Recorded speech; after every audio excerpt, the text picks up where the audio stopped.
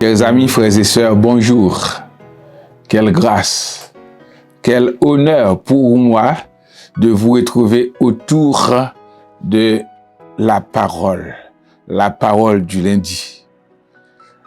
Avant même de commenter la parole, j'aimerais en mon nom personnel et au nom de l'Église de Dieu présenter mes sincères condoléances au serviteur de Dieu, notre frère, le pasteur Tunasi. Je sais que Dieu a consolé beaucoup de personnes par votre organe. Maintenant, c'est votre tour de comprendre et d'accepter le réconfort que Dieu peut vous apporter. Courage à vous, consolation à vous et à toute votre famille. La Bible déclare la mort de celui ou celle qui l'aime a de la valeur, a du prix aux yeux de Dieu. Psaume 116, verset 15. Nous enchaînons, cela ayant été dit, avec notre parole. Nous avons vu les armes, l'arsenal que Dieu donne aux chrétiens.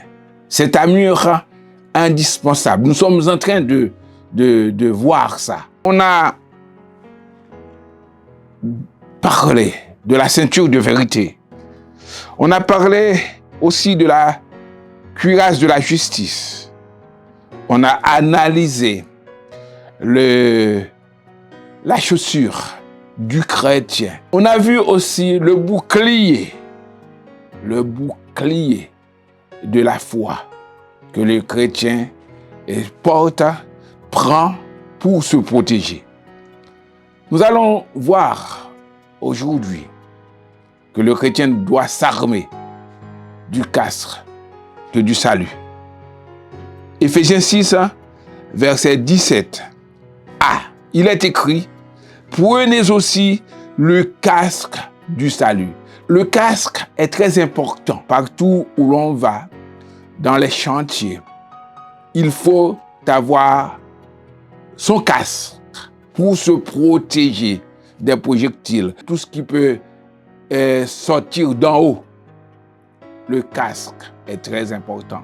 Et le soldat, tout soldat qui est conséquent avec lui-même, met son casque, a son casque sur la tête. La tête, on peut dire, c'est la cible privilégiée dans les combats. Dès qu'on est touché à la tête, on est presque KO. Paul s'adressait à nos frères pour leur dire qu'ils sont sauvés. Lorsqu'on croit en Jésus, on a le bouclier de la foi, on est sauvé. C'est ce qui est déclaré. C'est par la grâce que vous êtes sauvés par le moyen de la foi. On est sauvé. On chante souvent, quelle assurance, je suis sauvé. On a le casque du salut. Ça signifie que Satan va essayer de nous distraire, de nous décourager par les difficultés, par les épreuves que l'on rencontre sur le chemin. Mais le chrétien, il sait qu'il est sauvé. Il a sur lui le casque du salut, ce casque qui était prévu dans Ésaïe 59, verset 17. Il se revêt de la cuirasse de la justice, il met sur sa tête le casque du salut. Le chrétien, quand il sait qu'il est sauvé, rien ne peut le détourner de la parole de Dieu. Frères et sœurs, croyons en Jésus. Ne doutez pas de votre salut, parce que vous avez ce casque par la foi en Jésus. Que Dieu vous bénisse.